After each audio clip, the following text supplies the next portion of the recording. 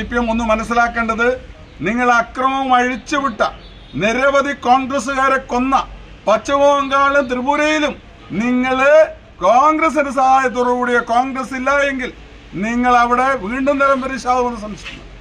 അപ്പോൾ നിങ്ങൾ അക്രമം നടത്തിയ സ്ഥലങ്ങളിലൊക്കെ തന്നെ നിങ്ങൾ ഇല്ലാതായിരിക്കുന്നു.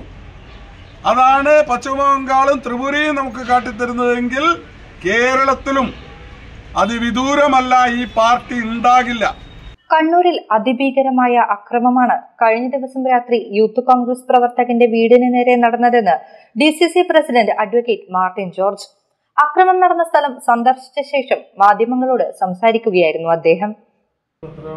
വ്യാഴാഴ്ച രാത്രിയിൽ ഇങ്ങനെയൊരു അക്രമം ഉണ്ടാവാൻ കാരണം CPM ജില്ലാ സെക്രട്ടറി നടത്തിയ കൊലവിളി പത്രസമ്മേളനവും അതിനുശേഷം വൈകുന്നേരം മലപ്പട്ടത്ത് നടത്തിയ കൊലയ്ക്കുള്ള ആഹ്വാനവുമാണെന്നും മാർട്ടിൻ ജോർജ് ആരോപിച്ചു. അക്രമം നടത്തി ജില്ലയിലെ സമാധാന അന്തരീക്ഷം തകർക്കാനാണ് ശ്രമം. തളിപ്പറമ്പിൽ തന്നെ കോൺഗ്രസ് ഓഫീസ് നിരന്തരം ആക്രമിക്കുകയാണ്.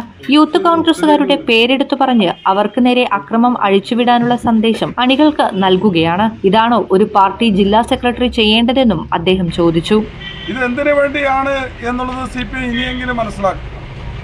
കാരണം ഇത്തരത്തിലുള്ള അക്രമം ഇന്നലെ CPM യൂത്ത് കോൺഗ്രസുകാരുടെ പേരുകൾ പറഞ്ഞുകൊണ്ടാണ് ജില്ലാ സെക്രട്ടറി എന്തിനാണ് ആക്രമിക്കാൻ വേണ്ടിയുള്ള ഒരു സന്ദേശം കൊടുക്കുകയാണ്.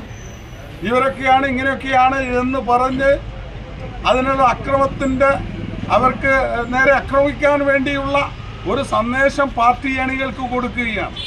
ഇതാണ് ഒരു പാർട്ടി ജില്ലാ സെക്രട്ടറി ചെയ്യേണ്ടത്. ഇങ്ങനെ അക്രമം നടത്തി കണ്ണൂർ ജില്ലയിലെ സമാധാന അന്തരീക്ഷം തകർക്കാൻ വേണ്ടി ശ്രമിച്ചുകൊണ്ടിരിക്കുകയാണ്.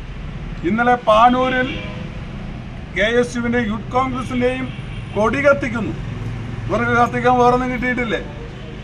പാർട്ടിയുടെ കൊടി കത്തിക്കുന്ന സംസ്കാരം ഈ രാജ്യത്തിന് സ്വാതന്ത്ര്യം നേടിത്തന്ന ഗാന്ധിജി, നമുക്കറിയാം ഇങ്ങനെ ഒരു പച്ചയായ ഒരു മനുഷ്യൻ ജീവിച്ചിരുന്നുണ്ടോ എന്ന് പോലും ലോക സമൂഹം ചിന്തിക്കുന്ന അത്രയും ഈ രാജ്യത്തിനും ലോകത്തിനും വേണ്ടി സമാധാനത്തിന് സന്ദേശം നൽകിയ ഗാന്ധിജിയുടെ പ്രതിമ തകർത്തുകൊണ്ടാണ് മുന്നോട്ട് പോകുന്നത്.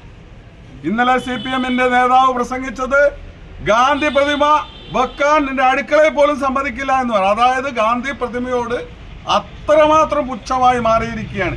BJPക്കില്ലാത്ത ഒരു പുച്ഛം ഗാന്ധിയോട് CPMന് വന്നിരിക്കുന്നു എന്ന് പറയുമ്പോൾ ഇവരെ BJPയെ പ്രീണിപ്പെടുത്താൻ വേണ്ടി ഉള്ള ശ്രമമാണ് നടത്തിക്കൊണ്ടിരിക്കുന്നത് എന്നുള്ളതാണ് സത്യം. കോൺഗ്രസിന്റെ കൊടികൾ കത്തിക്കുകയും ഗാന്ധി പ്രതിമകളടക്കം തകർക്കുന്ന സംഭവവുമുണ്ടായി. BJPക്കില്ലാത്ത പുച്ഛമാണ് ഗാന്ധിജിയോട് CPMന് ഇപ്പോൾ ഉള്ളത്. ഇതുവഴി BJPയെ പ്രീണപ്പെടുത്താനുള്ള ശ്രമമാണ് നടക്കുന്നത്.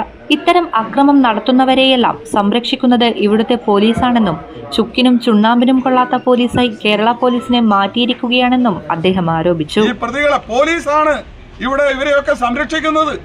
ഒരു സംശയം വേണ്ട. ഇവിടെ പാർട്ടി ആഫീസ് ആക്രമിച്ചിട്ട് യഥാർത്ഥ പ്രതികളെ പിടിച്ചിട്ടില്ല. അതിലുള്ള ആളുകൾ തന്നെയാണ് ഇപ്പോൾ ഇവിടെയും അക്രമം നടത്തിയിരിക്കുന്നത്. ഇവിടെ സ്തൂപം തകർത്തത്, മലപ്പട്ടത്ത് സ്തൂപം തകർക്കുമ്പോൾ പോലീസ് നോക്കി നിൽക്കുകയാണ് സ്തൂപം തകർക്കുന്നത്.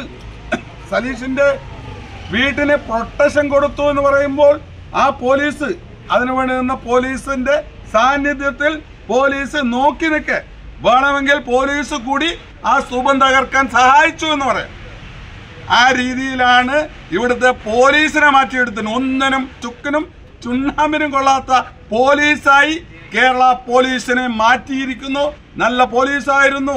നിങ്ങൾക്കറിയാലോ ഏതെല്ലാം പ്രതികളെ പിടിച്ചിട്ടുണ്ട്, ഏതെല്ലാം കേസുകൾ തെളിയിച്ചിട്ടുണ്ട് കഴിഞ്ഞകാല പോലീസ്.